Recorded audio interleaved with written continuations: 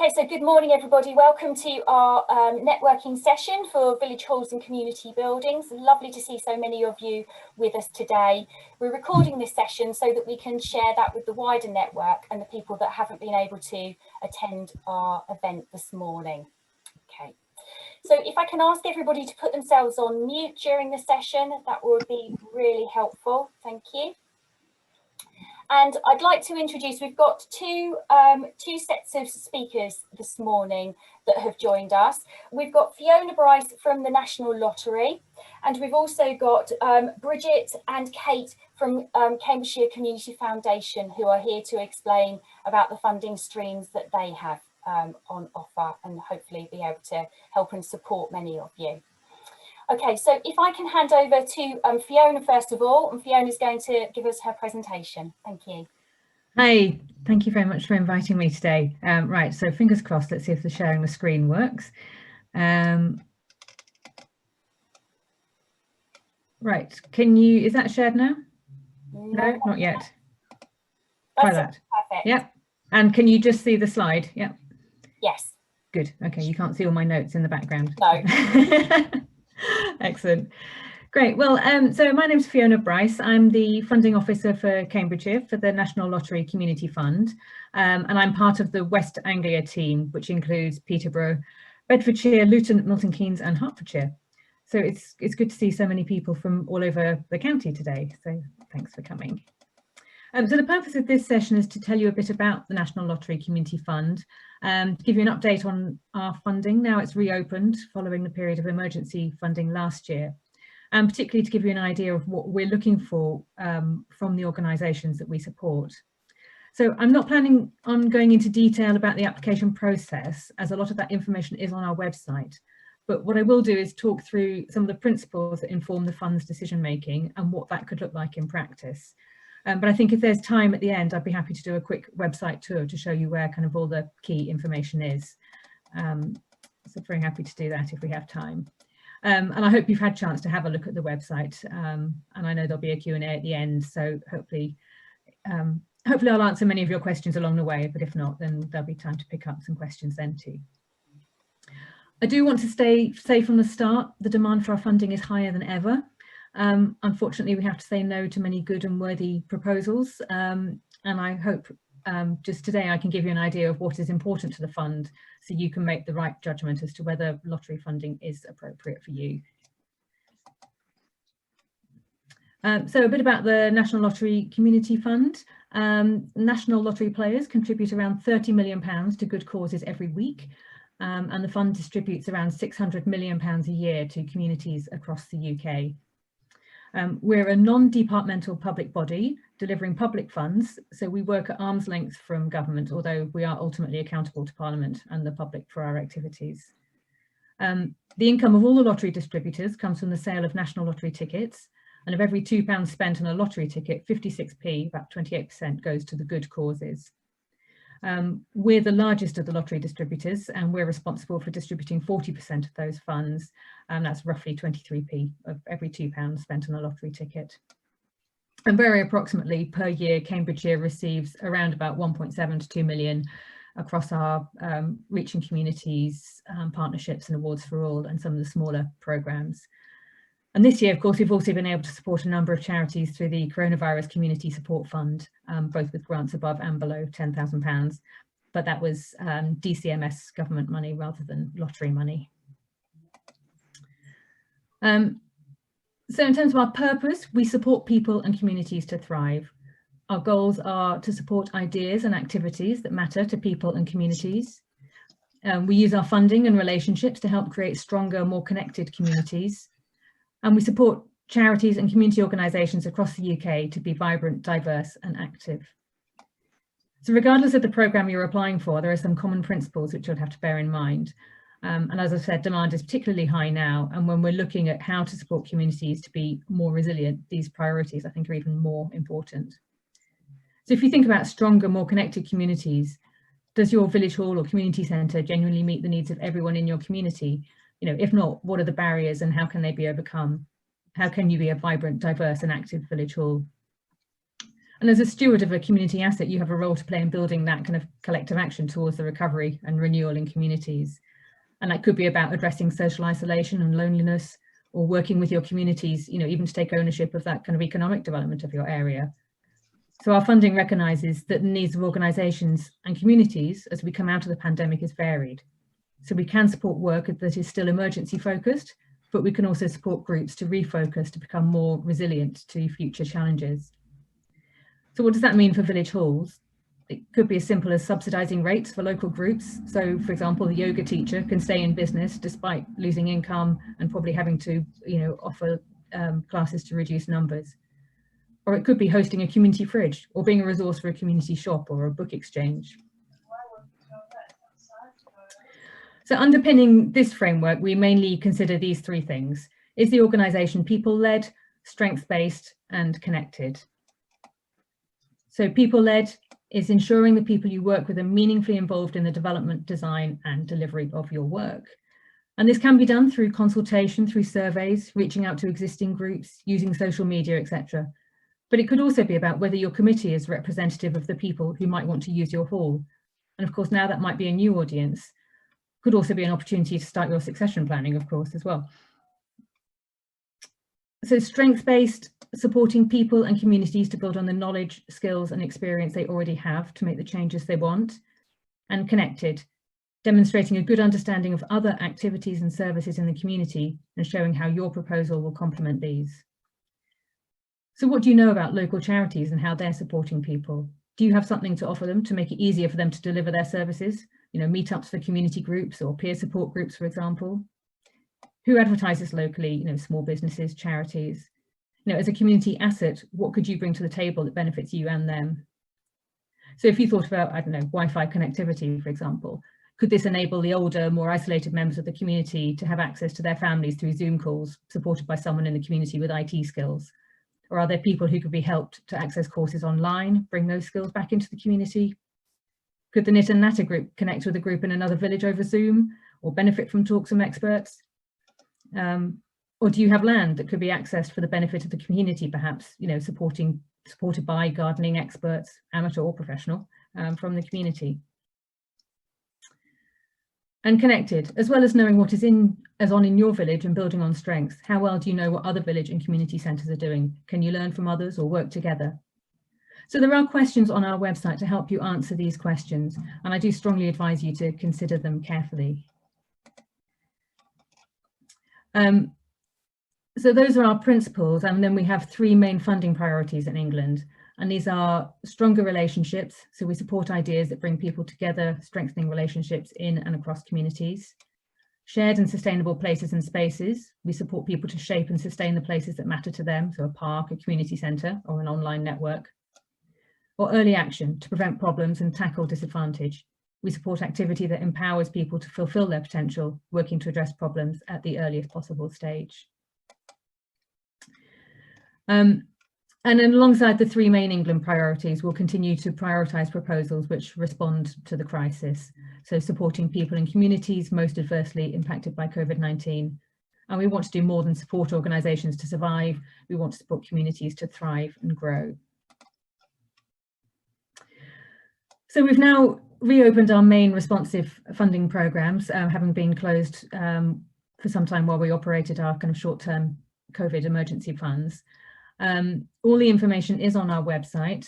So there's the two main programmes you'll be looking at was the National Lottery Awards for All programme and the Reaching Communities and Partnerships.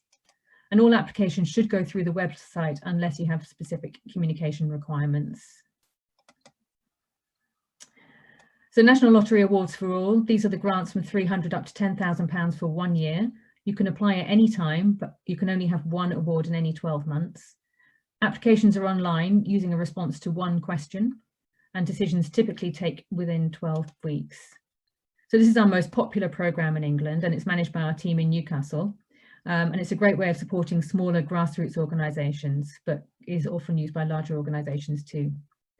Funding can include salaries, project related generally, utilities, running costs. Small capital projects will be considered, which are usually kind of refurbishment or small extensions. There's no restriction on the total project costs. However, the project must be completed within 1 year, so you would need to consider that when applying. And there might be extra things that you would want to think about now that might enable you to help activities start to take place again in your village halls, you know, whether that's additional cleaning, something around IT, subsidised rates for local community groups, you know, that kind of thing. Reaching communities and partnerships, we can fund individual organisations or partnerships, and these are the grants from £10,001 or more, running for up to 5 years. Again, you can apply at any time, and applications are online, but other formats are available. And this can fund direct costs, project related costs, organisational development, core or fixed costs, or capital costs. So I know capital costs are the ones that typically we would be asked for from village halls. I should say that given the pressure on our funding, it is unlikely that we will be funding any major capital projects at this time. And I'm sure Community Foundation and CVS can advise you on some other capital funds available. Where we do fund capital projects, we have specific land and buildings guidance, and a checklist is available at an early stage in the application process. Not that you have to have that information at that point, but so that you can be aware of what will be required further down the line. And the same principles around community engagement and those expectations that I spoke about at the start would apply here as well. Other things to consider would be what skills you have within the community that can be used for the project. Property or land needs to be owned well in advance of applying for funding. You would need to establish planning permission requirements, especially where historical buildings are involved.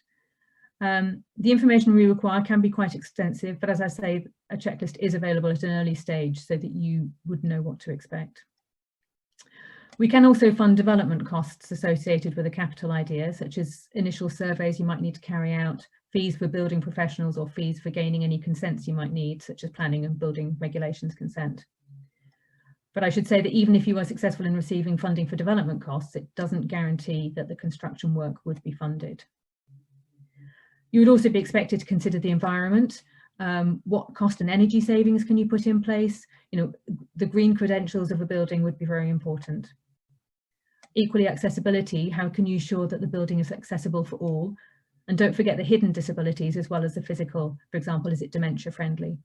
And what needs to be in place to ensure it's LGBT friendly?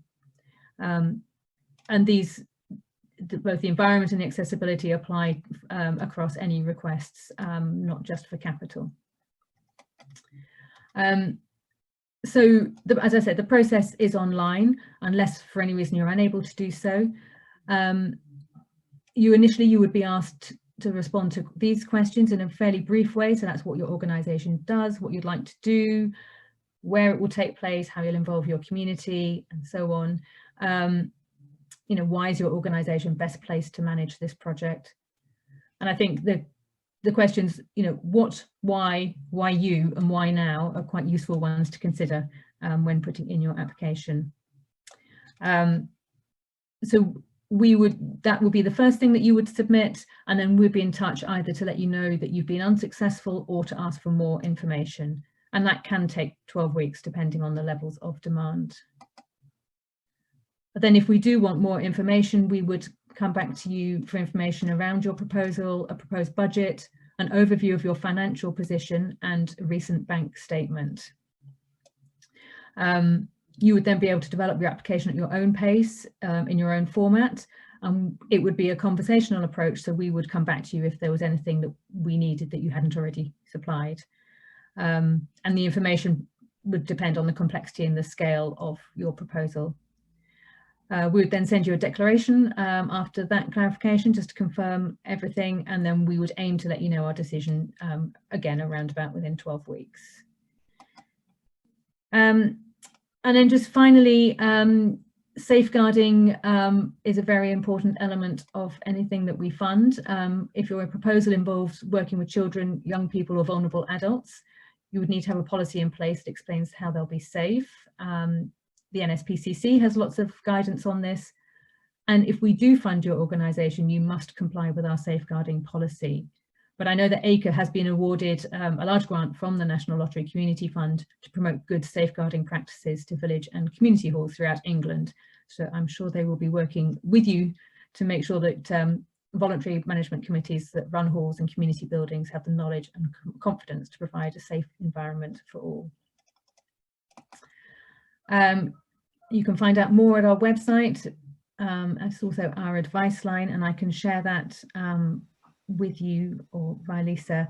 As I say, I think there's a Q&A at the end, and I think I've probably run out of time to do a tour of the website, but I'll Fiona, if you wanted to do the tour of the website, that's absolutely fine. Okay. You've got another sort of 10 minutes. Oh, so, have I? Oh, okay. I've got a little absolutely. timer on the corner that makes it look like I've run out of time. So. No, you're Okay, fine. good. All right, fine.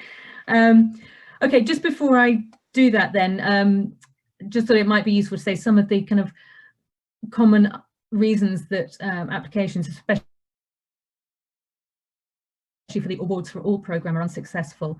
It's often around poor engagement with your community and not being sufficiently community-led, applying for excluded items. And again, there is a list of those on the website. And again, for Awards for All, if the project start date is too close to when you've put the application in and you wouldn't get a decision in time, then that would preclude you getting funding. And that's particularly applying if it's you know, a festival, you know, a particular event, if we ever get back to doing those. Or if it's a capital project, you know, if you don't have the planning permission in place, then that would also probably result in an unsuccessful application. Okay, so let me go back. How do I go back? Let's go back. I'll just flip back because I've got a link here somewhere. Right, okay, so hopefully, can you see the website now? Yes, that's yes, fine. You can? Yeah. Okay, right. So actually what I will do is I'll take you to the front page. That's not the front page. Why has that not gone to the front page? Or maybe it has. Oh yeah, there we go. Okay, so this would be if you type in the tnlcommunityfund.org.uk. This is where you would come to, and here you can see you have a choice either to apply for funding under 10,000 or applying for funding over 10,000. So we go to under 10,000 and scroll down. We get some examples of some projects, and should just point out here, there's an opportunity to search grants. So you can have a look through to see, you know, just put in a keyword to see what kinds of projects have been funded. It's always a useful way to see what has been funded. And then so we go to England. And here this tells you some of the things that I've just been saying. So our priorities here, and the fact that it's either continuing to deliver activity or you know, looking at future challenges. Then the areas to look for, these 4 tabs here. So how to apply, and this would take you through to the application process. You would need to create a login. I think you can go, I don't think you have to do it all in one go. I think you know, once you've created your login, I think you can come back to that, you know, save it and come back. The information that you'll need to apply. So particularly for Awards for All, you will need contact details of 2 contacts who are people from the organisation,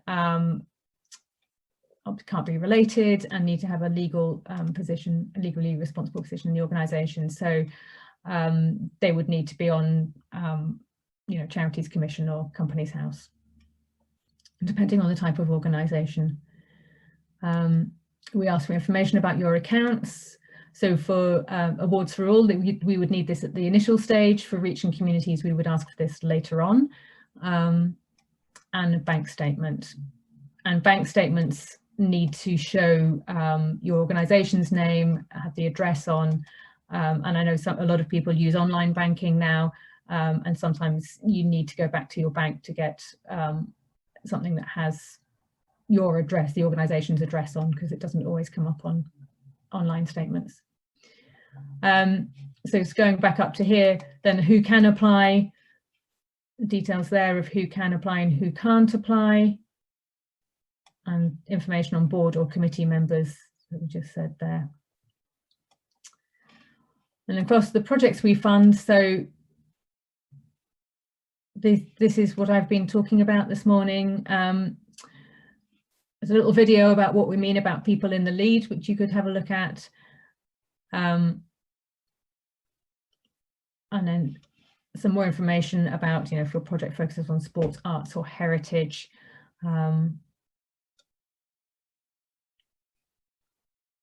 Just some things there. And then what you can spend the money on, what we can fund and what we cannot fund. Okay, and then you could go straight into applying there. Now, if I just jump back to here to funding programs, I just quickly look into the Reaching Communities one, which is here. And similar sort of information on this page. I just wanted to find the questions that I referred to earlier. I won't be able to find them now. Oh, here we go. So this is the bit about being people-led, being strengths-based and connected. So some questions here that you might want to have a look at. Again, there's the video. And building on people's strengths and being connected just helps you kind of understand what we're looking for when we talk about that.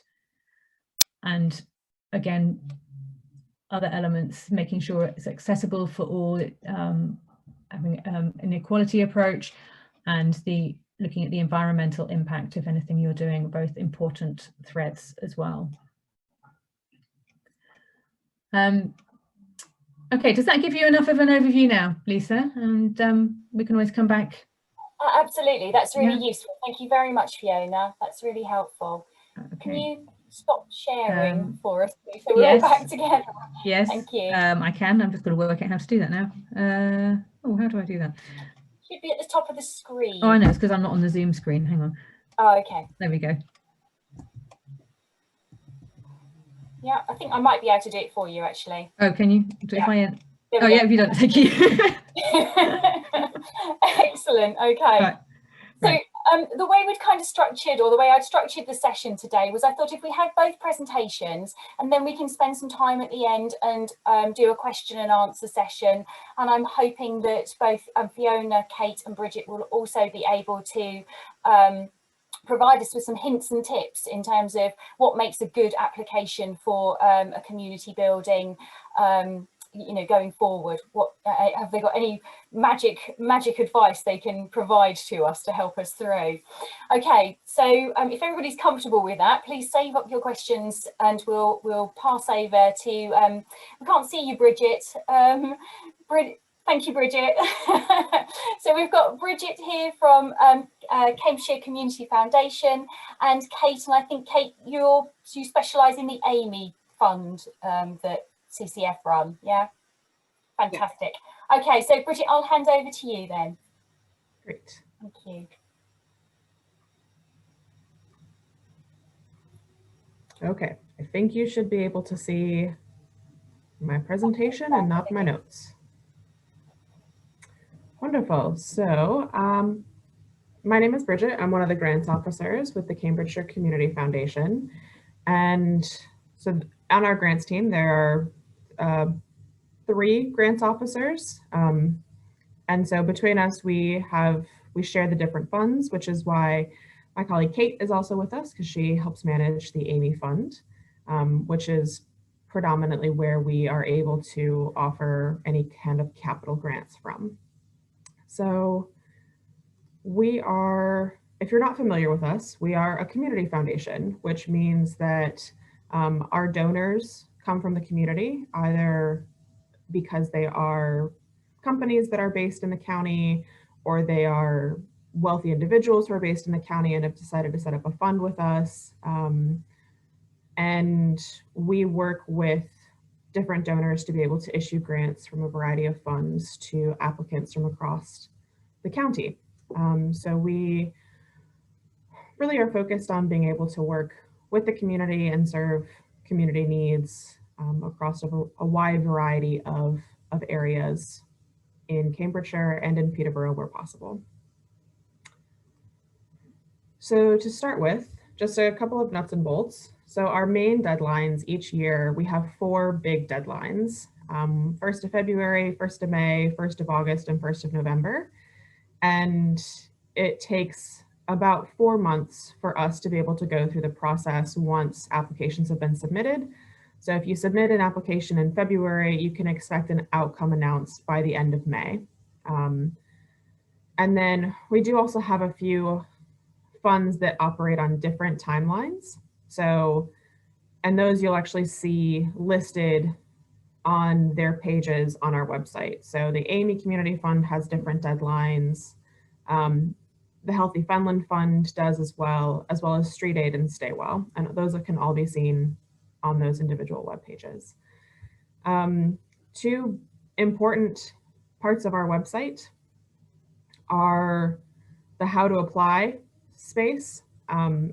So this is where you can check your eligibility to see if your group is eligible as village halls. I would think that most of you are eligible to apply, but just double check that. I think there's some funds that have a little bit different eligibility. And then the other important page is our funds A to Z page. So that is, it doesn't actually show every single one of our funds. It shows all the ones that are available for the upcoming deadline. So right now, earlier this month, we had our 1st of February deadline close. Our 1st of May deadline is now open. So any fund that is accepting applications for 1st of May can be seen on this webpage. If there is a fund that you happen to know about, because maybe you've applied to it before and you can't see it on this page, you can still search for it on the website and you should be able to find the page if the fund is still live.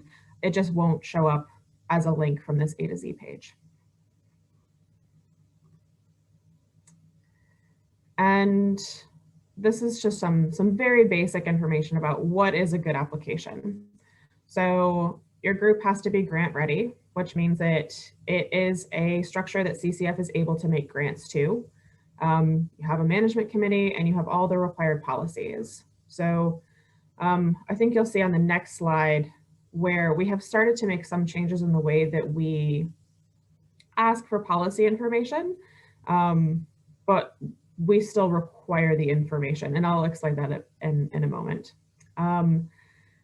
Just very basic housekeeping.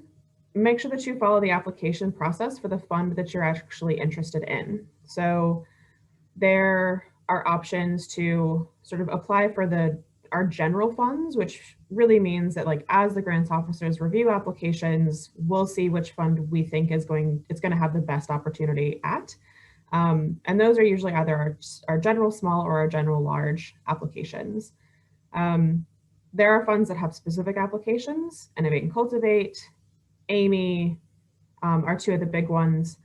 So if your intention is to apply for a Cultivate grant and you use the large application form, we cannot take your application to the Cultivate fund because you haven't answered the questions that are on the Cultivate fund application, if that makes sense. So just being extra sure that to apply using the form for the fund that you actually want to apply to. Making sure that your application and documentation are in by the deadline. And then there's the possibility for really any of the applications that we receive that we might do an assessment call. And so being able to be available for those calls is also really important. If there's a particular fund that you're interested in, making sure that you meet the criteria of that fund. So we have a variety of wind farm funds that are very geographically specific. So you have to be within a certain geography to be eligible.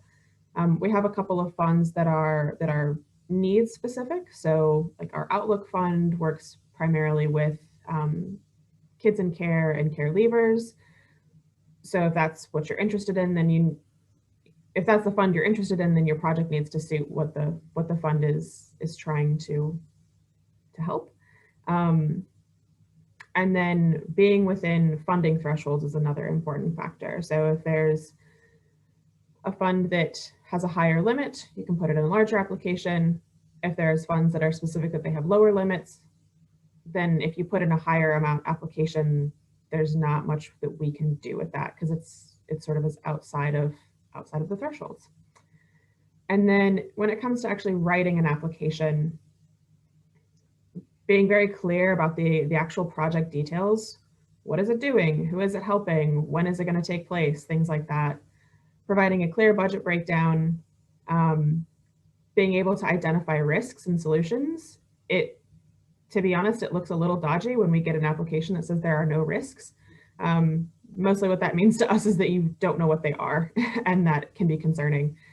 And then be able to incorporate from the beginning the things that we will be doing, like monitoring on. So these are going to be the outcomes, the outputs, and impacts of the project.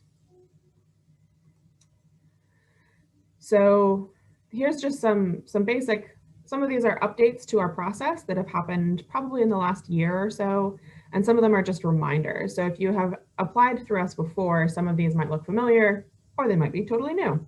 So documents are due at the time of application. I know that there has been some confusion in the past because our forms might not have said the same thing as our website did. We've updated the language. So applications are due at essentially midnight of the 1st of May, August, November, etc. And documentation is due at the time. So if you're struggling to upload your documentation to the website, we do have our general info email that you can send things to. We're really discouraging folks from sending in paper documents. Pre-pandemic, we just wanted to get away from paper. And now in times of pandemic, none of us are at the office. So being able to receive things through the mail is not ideal. And then this is sort of what I had mentioned about, we're making changes to the way that we seek safeguarding and equality information. So for our small and large applications, we're no longer asking for policies, but we do ask questions about your safeguarding and equality. I guess policies or activities, how you deal with these things within the actual work that you do, is now built into the application form. The AIME Fund and the Innovate and Cultivate Fund do still require policies. So this is where it is really important to read the webpage of the fund that you're applying for and the application form and make sure that you're supplying the right information. We have changed the threshold of our small grants and large grants. So small grants now go up to £3,499 and large grants start at £3,500. And what this means essentially is there's a difference in the monitoring that we ask for small grants and for large grants. So our small grants have gotten bigger, which means that you can get a little bit more funding for a little bit less monitoring, which we're hoping is helpful to groups. This is a reminder that our average grant size is between £3,000 and £4,000, except for a handful of funds. I keep singling out AIME and Innovate and Cultivate because they are, by and large, the two biggest exceptions to any of our rules. They are able to provide a lot larger funding. But for any of our general funds, average grant size is £3,000 to £4,000. And so applying for anything that's significantly higher than that, unless it's for a fund that allows that type of larger application, really reduces the likelihood of funding. So if you are applying just for one of our general funds, it's not AIME, it's not Innovate, and you're asking for £30,000, there's not a lot that we can do with that. Chances are we're going to have to reject the application because there's no fund that we can take it to that would be interested in funding that large of a grant.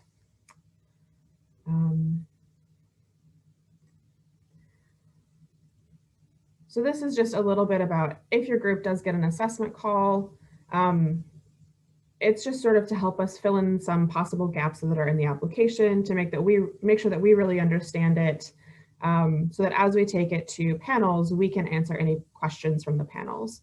So if we need to cover sort of some of the basic things, we'll ask you about any documentation that hasn't been submitted. We'll talk through your project to make sure that we understand the project, that it's clear to us and that we can explain it to someone else. And then looking through the budget to make sure that it makes sense and that we are very clear on what CCF funding would be used for.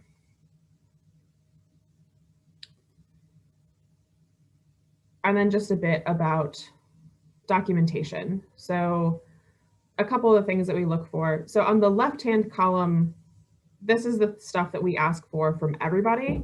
And then the right-hand column, it's things that will either show up in questions on our sort of general forms, or we'll ask for this in policies for the funds that still require policies. So in a governance document, we need to have a dissolution clause that indicates that should the organization be dissolved, that the assets will not go back to the members. It will go to a similar charitable cause. We're looking for 1 year of accounts from the most recent financial year, and then we're looking for either a paying in slip or a bank statement from the last 3 months. And then all of this can be found on our website. So if you go to the how to apply section, this I believe is all within either step 1 or step 2. So this is all information that is available on our website to folks as well. I'll briefly go through, so I guess I'll take a brief pause. This is pretty much our application process. This is a lot of the nuts and bolts about what it is to put in a good application, or just how to get in an application in general. And so, like I said, this can all be found on our website, and that is really going to be the best resource to go to, especially as we try to make sure that our processes are a bit smoother. So if we change anything that is relevant for applicants, then the website's the best place to go. There is an option if you go to the Contact Us tab on the website to sign up for our grants bulletin, which is where we can announce through emails, you know, if there's new funds, if there's a fund deadline that you should be aware of, things like that. So that can also be a good resource to find out if there's any updates.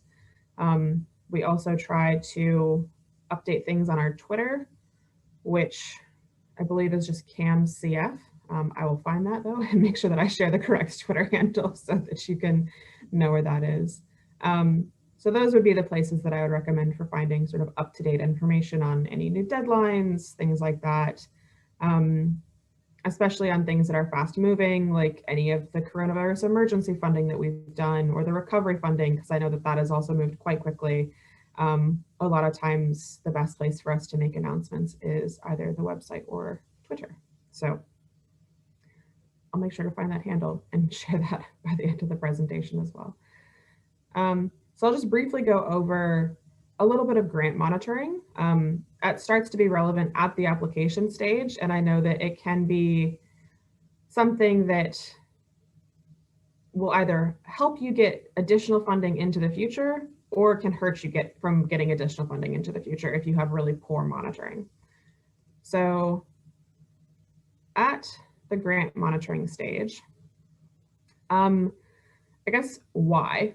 It helps us have detailed information about projects that we can share with our donors, which encourages them to increase the size of their donations, hopefully. It also helps us to have a robust library of monitoring and case studies to help appeal to new donors, and just really illustrate what our work is doing in the community, which really means what your work is doing in the community. To be able to share that more broadly. And yeah, it also helps us to be able to make more informed decisions about future funding. So I'm gonna skip that. So this is a bit about sort of the process through which we do monitoring. So if you are offered a grant, then at that stage, we agree to outcomes and impacts.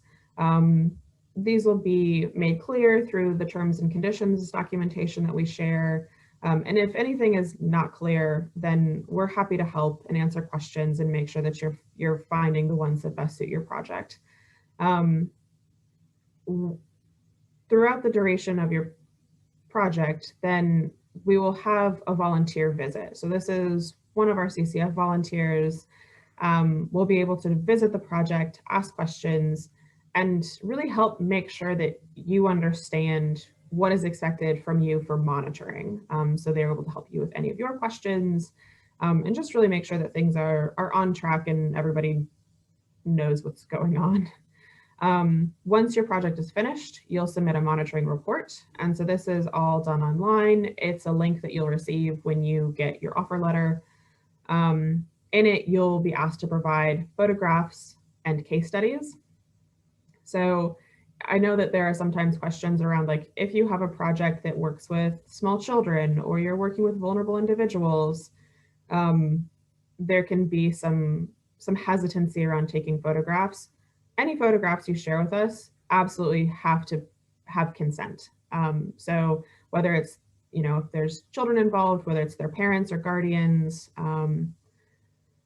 or if it's just the backs of heads from a distance. So like if it's a playground, having photos of the playground, or if there's kids on it, if you can't see any faces and they're obscured, then just making sure that we're being really careful with using people's images, because we will want to use these photographs to be able to share on social media or in marketing or things like that.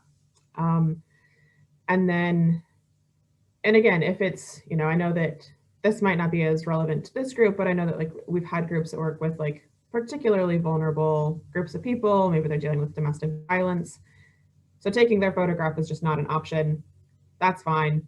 They'll take photos of like the room where the activities happen, or if there's some kind of like craft or creative output, they'll take pictures of that. So that's totally fine. We just want to be able to see something as helpful. And then with the case studies as well, just having information about what the actual impact of the project was on someone is always helpful. The monitoring report will be reviewed, typically by a volunteer, and scored. If it's scored poorly, we'll be able to share feedback and you'll be given an opportunity to improve the monitoring, because that's where it starts to impact future funding. So if you are turning in monitoring that is scoring very poorly, that is something that we look at for future funding options. And if we have a group that is consistently providing poor monitoring, that tells us that they're not as responsible with the funding as we need them to be. So being able to turn in good quality monitoring is very important. And then we're able to share this with the donors. So as we go back and work with these donors a couple times a year after year, we're able to share photographs and stories of what their funding has been able to help people do, which is really cool. And yeah, this is sort of what I had said about the case studies and the photographs. So just being able to tell a bit of a story about what happened, and definitely anonymized. And then the biggest thing for photographs is that you have consent to be able to share those. And then if possible, that they're clear and not blurry and have good lighting, things like that. So yeah, that is kind of the nuts and bolts of being able to apply and what good monitoring looks like. And then if you've got any questions, you can always contact us. And right now, the best way to contact us is via email. We are trying to check that pretty regularly and get back to folks. So yeah, that's that. Lovely. Thank you very much, Bridget. That's excellent. Okay, so shall I? Oh, you've brilliant. Thank you. You stopped sharing. Thank you. So if we can open up to questions. Has anybody got any questions they would like to ask either Fiona, Bridget, or Kate? Yeah, Paul. Yes, I've got one for Bridget, please, with regards to funding. Bridget, in any 12-month period, how many applications are you able to make to Community Fund if you pick out different aspects of your project that you're asking to be funded, for example? Sure. So at this point in time, we don't have a hard and fast limit as to how many grants a group can have at one time. We mostly try to look at it in terms of how much are we able to fund in relation to the capacity of the group to be able to continue to manage the funding responsibly and produce good monitoring. So I guess there's really not a limit on applications specifically, because that might, because we'll sort of manage the applications as we receive them. But in terms of grants, we look at that on a case-by-case basis to see, are we starting to get to a place where we have given a group an extraordinary amount of funding, and it's maybe a little bit more than they can handle, and that's evidenced by poor monitoring, lack of communication, things like that. So leading on from that, part two to the question is, are we able to discuss a project as a whole with somebody to get help in directing us to the individual parts of the project where that would be best applied to those individual parts? Is that something that's possible to do? I would like to be able to say yes, but typically no. So Okay. this is at this point mostly a capacity issue for us, dealing with the lots of funds that we have, and we receive a large number of applications for pretty much every fund that we have. So what I would suggest is always to first start with the website. So if you've got questions about like eligibility or things like that, those are best answered by the website.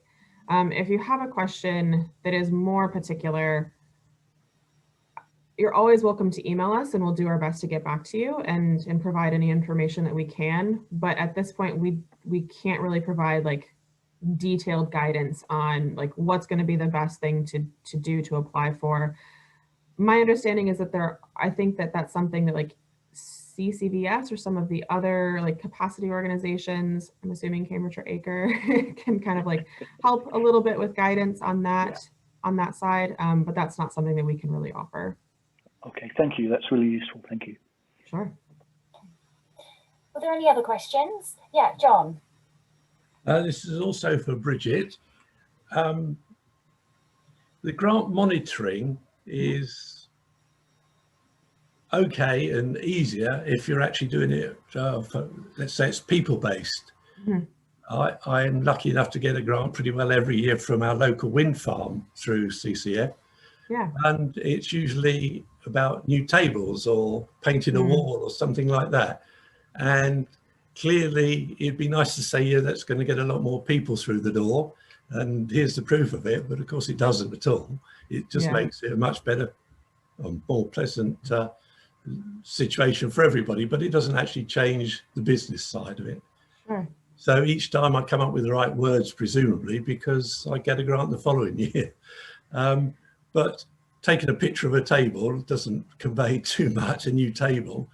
But is that satisfactory? Because that's what I do, and it seems to work. But it'd be nice to hear that's the right thing to be doing. Yeah, so that's definitely, it sounds like the right thing. If you haven't heard from us to say like, this is very bad, then chances are it's not very bad.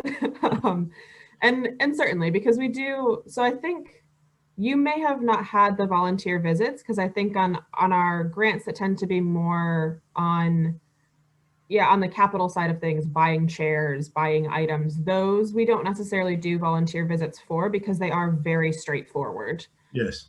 You wanted to buy a thing, you bought a thing. That's how it went. But it still is important to have the photographs, of the new space, of the new items, things like that. It both helps us to see that yes, the grant was used for what it was supposed to be used for. And it's always better than no photographs. Yes. Especially now when we're all at home and we can't get out to see any of the projects. It definitely helps us to see and understand what is being done with the funding, which always helps us have better conversations with partners and donors. So. Good, thank you. Sure. Thanks, John. Yeah, Ian. Are grants generally publicised in the media? I imagine there would be a benefit to both sides, the providers and the recipients. Is this for me or Fiona? That's a question for both Fiona and Bridget. You want me to take it first then? Sure. Do you mean like in the newspapers, that? Yes. Yeah, so we would normally expect grant holders to approach the press to advertise grants once they're awarded, and we have guidance on our website about how to do that.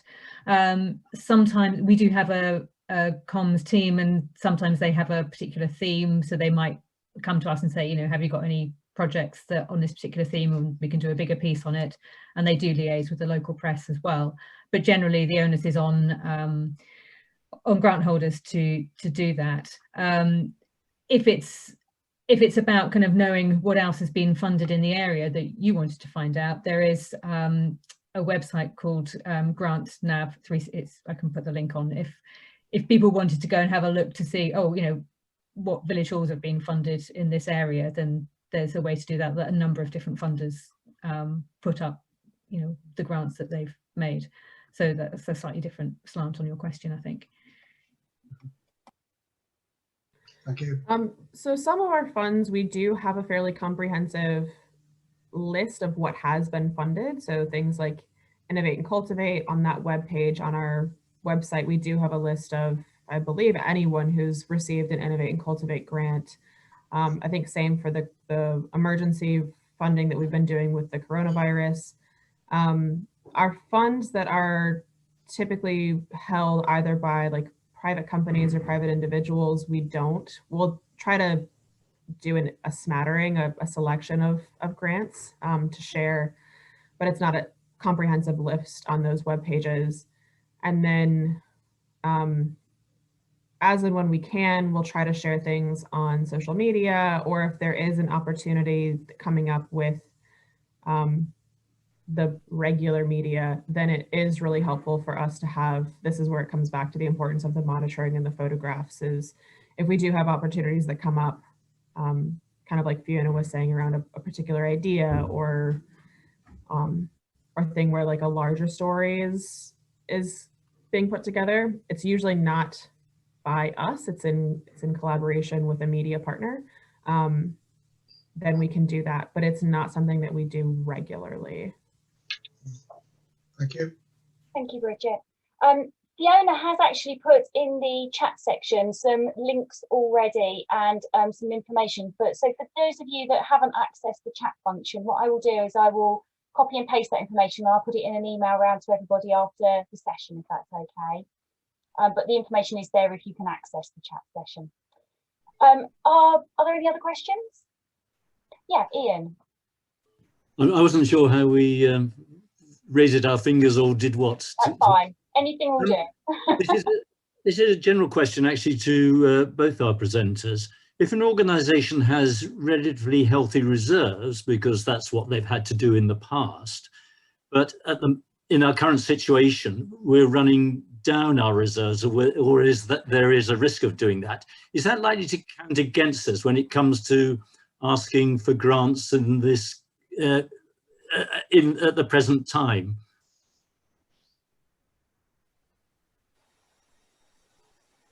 I'll go first.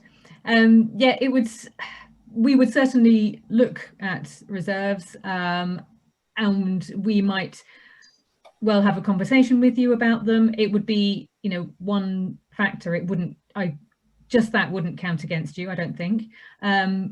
If you are invited to apply for the Reaching Communities, for example, then there is a financial health form that we ask you to complete, which is about you kind of really giving us a summary or a narrative of what your financial position is. So you would have a chance to say, yes, we have these reserves, this is what they're for, or, you know, this is the picture that we think is going to happen over the next year. So it would be a conversation with us, and then a judgment would be made based on that, probably. I would say for us, the answer is mostly no, that it won't count against you. I think there's a couple of caveats. So the couple of times in the last year that we've been looking at, especially recovery funding for groups, we were really focused on trying to fund groups that were struggling to get by. And so in that case, having high reserves might have indicated to us that the group wasn't in as much need as a group that was like really, maybe not right about to go under, but like had the potential to really struggle in the next 6 months to a year.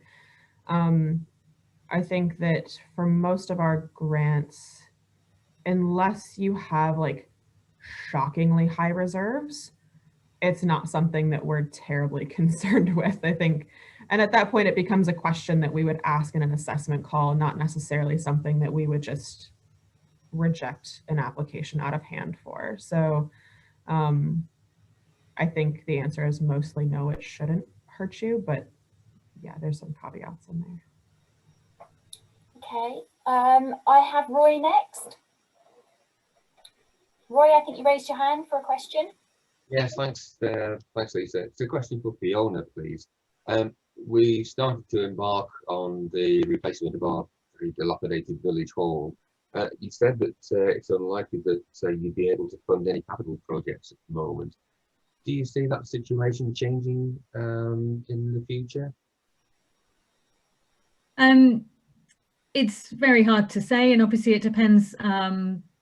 You know, it depends on the scale. You know, in the past we used to have a Reaching Communities Capital program that specifically funded, you know, quite big capital projects, and those are the ones that are, as I say, are looking less likely. But you know, as with everything, there, you know, there are always exceptions and caveats. So, you know, it's still worth putting something in, because to actually put the kind of, if you go to the website and kind of complete that first stage of the Reaching Communities application, it doesn't ask for a lot of information at an early stage, but it opens the opportunity to have a conversation. So very hard to say, you know, when we would be able to look at it. Obviously we're still also coming, you know, trying to respond to kind of charities' emergency needs and things like that at the moment, and until maybe the picture becomes clearer as where, you know, the range of needs, and you know, equally we are also for everybody, so we have to kind of keep that in mind as well, that our funding is balanced across themes and geographies and everything. So yeah, not impossible, unlikely, but you know, always worth just doing that first stage of the application if you wanted to. I would also say that, you know, things like being able to demonstrate you know, other income from other sources, whether that's from community fundraising sources. I know that's harder at the moment when you can't run events and things like that, but you know, like being able to demonstrate the community engagement and ownership of projects, often if there is that kind of significant amount of fundraising from the community, that can help demonstrate that. Yeah, and the other areas that I mentioned before. So yeah, I hope that helps. Okay, Michael, I think you've raised your hand. Yeah, good morning everyone. Just a quick question. Most of the funding streams don't allow you to apply once the project starts. And I can see Fiona is nodding in agreement with that. Caulfield were very fortunate last August, September to, we've been working on a project to extend and improve the community hall, and in August, September we had grant approval from the Community Capital Grant through Cambridgeshire County Council, and some local charities and our own funds, and we were good to go, and then was able to start in October. We got planning permission and everything in place. Unfortunately, what happened as the project started to build, an unexpected cost was a new electricity supply, because electricity is our only source of energy. It's air source heat pumps, and so we had to upgrade to a new 3-phase supply, which incurred an additional cost of some 13,000, which is, although we got some contingency and some reserves which we need to maintain, I was looking for potentially 13,000 to 15,000 of additional funds. Now that the project is well, it's well underway. It started in October and looks for completion in April. So are there any funding streams out there that might help with that type of application?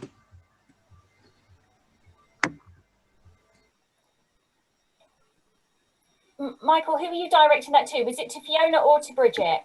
To whoever might be able to help. I'm sorry, who would like to go first? Both trying to think of what the answer might be, I think. I mean, clearly one of the things, and I guess, yeah, there are, we've had some local charities have assisted. I suppose one thing we haven't looked at is an application to the parish council because it is a, you know, it's a community asset, and that is one opportunity. But I just did wonder if there were other funding possibilities. But I'm looking at some negative faces.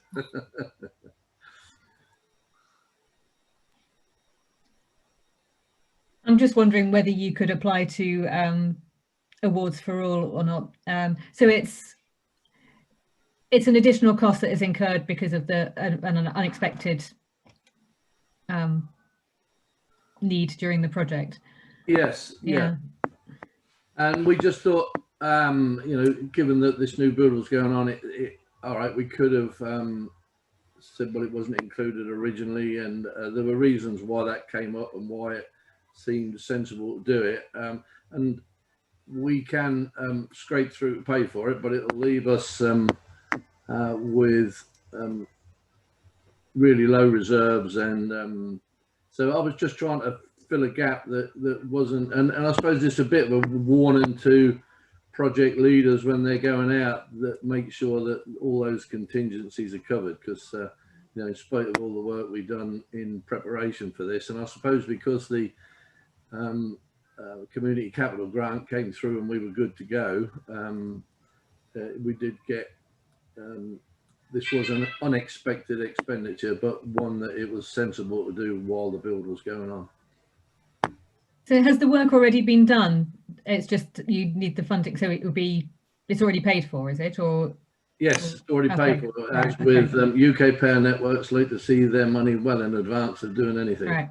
Yeah. So no. So we can't cover any retrospective costs. So it would fall down on that front, Okay. I'm afraid. That's fine. I didn't think there were many funding streams out there, so I guess I might be looking towards the parish council. Thank you. Yeah, I'd say that's the same answer for us. In general, we don't do any retrospective funding, and I think, and Kate would probably be able to answer more thoroughly than I can for Amy. I think any Amy application has to be done well in advance of starting. So unfortunately, that's also a no for CCF. Yeah, and I appreciate that, and that was my understanding. But I think slight word of warning, as I said earlier, for anybody entering into a large project like this, that all those inevitabilities they're costed in for a decent contingency allowed for. So while it won't render us, it would. I would prefer to retain more reserves than we will have initially, and because there's not the ability at the minute to generate too much income. But so it was just asking the question of any opportunity. So thank you for that opportunity. Michael, that was a really good question, though. Thank you, because I think quite often, you know, having sort of unforeseen problems arising in a project can be a major hurdle. So I think it's really good that you've posed that example for everybody today. So thank you for that. Although we can't solve your problem, thank you for raising that. Are there any other questions from anybody? No, I think we've exhausted. Oh no, Ian, there you go. Yeah, it's a question for Bridget.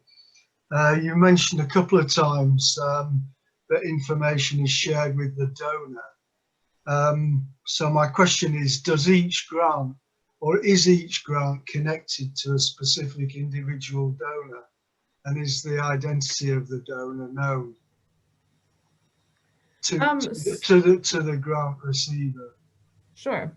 So when I say donor, what I mean is an actual fund. So it's not necessarily a specific individual. It could be that it's the Microsoft Research Fund. So that's who the donor is Microsoft Research, and there'll be a panel of employees who form up the decision makers for that particular panel. There is, I guess in most cases, if an application is successful, on the offer form, we'll share which of the funds has funded an application. So if it has been, I'll keep using Microsoft as the example for now. If it's been fully funded by Microsoft, they're the only ones who will show up on your offer letter. If it's been funded by Microsoft and arm and another one or whatever, then they'll all show up on the offer letter. In terms of like the actual specific individuals involved, that's not something that we share. And then you would also, we don't share where an application has not been successful. So you would only really know who has put money into your application. And for some of those, it's because like we'll also share their logos and ask you to mention them on any potential marketing materials, etc. So yeah. Okay, thank you. Sure. Thank you. Okay, so if we don't have any more questions, we've finished bags of time early today, but it's really difficult to know whether there's going to be hundreds of questions or 1 or 2 questions. So we finished ahead of time. But can I thank you all very much for coming along today and taking part in our Zoom session, and a special thanks to Fiona, Bridget and Kate, who have been our experts for the morning and given us some really valuable information, which I'm sure you'll all be able to follow up on and make good use of over the coming months and next couple of years, as hopefully we all start to return to normal and see people coming back into our community buildings again. So thank you, everyone. Thank you. Thank you. It's great that you've all been here, and great you've been able to attend. Because we've recorded the session, I'm going to make this available across the network so that everybody can have the opportunity to hear the fantastic information that we've been able to take part in today. So thank you all, and I'll see you all again very soon. Thank you for finally putting the face to the name. Thank you. Thank you. Bye. Thank you. Thank you. Very useful. Thank you. Thank you. Lisa, Yeah. we've got a bit of